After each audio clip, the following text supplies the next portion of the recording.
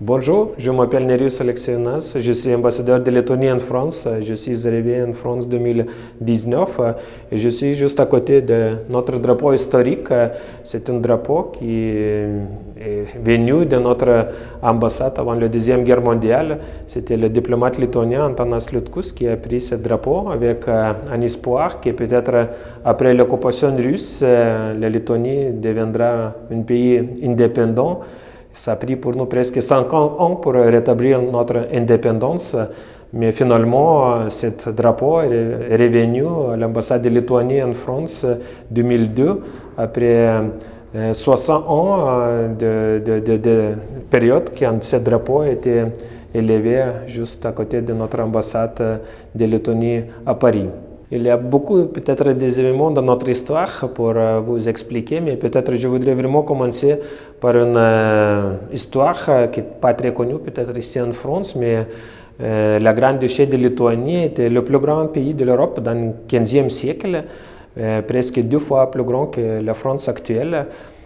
Parce que la Grande-Duché de Lituanie était un pays de la mer Baltique jusqu'à la mer Noire, avec les grands ducs lituaniens qui sont envoyés les lettres partout en France. Donc c'était vraiment une bonne coopération déjà de cette époque entre la Lituanie et la France.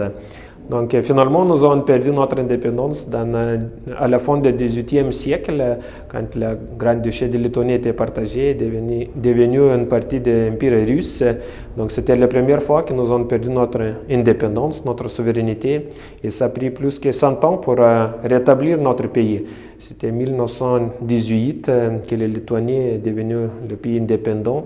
C'était la période plus que 30 ans de notre indépendance. Et dans les années 1940, nous avons perdu notre indépendance la deuxième fois.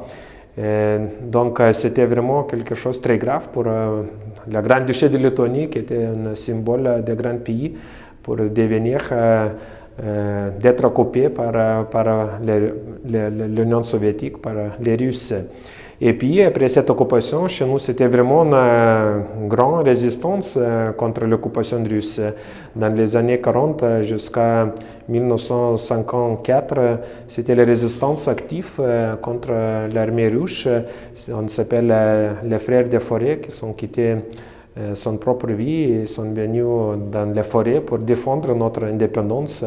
Bien sûr, ce n'était pas possible peut-être gagner cette combattre contre l'armée russe, mais quand même 10 ans de résistance, c'était très héroïque et très important pour notre histoire, parce que ça explique beaucoup pourquoi nous avons rétabli notre indépendance en 1990 avec d'être première pour quitter l'Union soviétique, pour déclarer notre indépendance, parce que je pense que les racines de notre histoire sont du XIIIe, du XIVe siècle, et ça donne explication pourquoi la Lituanie était la première pour quitter l'Union soviétique.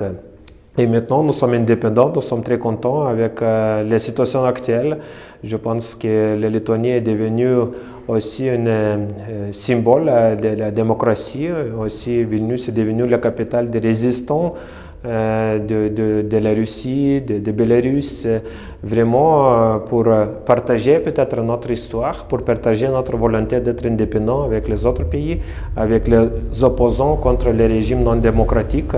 Et maintenant, Vilnius est vraiment une capitale des résistants, des opposants des pays non démocratiques.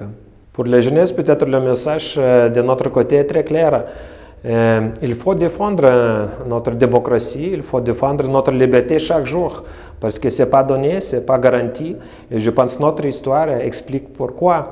Parce que nous avons perdu notre indépendance 2 fois, et ça donne peut-être compréhension pour les Lituaniens pourquoi il faut soutenir l'Ukraine, pourquoi il faut vraiment aider les Ukrainiens à gagner cette guerre. Parce que pour nous, c'est très proche notre histoire, possibilité d'être occupé. Donc je pense que c'est un message pour tout le monde, pour la jeunesse, qu'il faut vraiment défendre nos valeurs, défendre les valeurs démocratiques, et on peut réussir juste d'être ensemble. Je voudrais vraiment soutenir ce projet très aimable. Je pense que c'est une vraiment bonne méthode pour expliquer l'histoire dans la manière innovant et pour vraiment donner la possibilité pour les jeunesses pour comprendre l'histoire plus.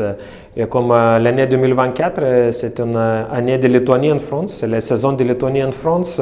On organise beaucoup d'événements, on organise beaucoup de discussions sur l'histoire, sur la politique de Lituanie, mais aussi c'est une bonne occasion pour venir en Lituanie, pour vraiment visiter notre pays.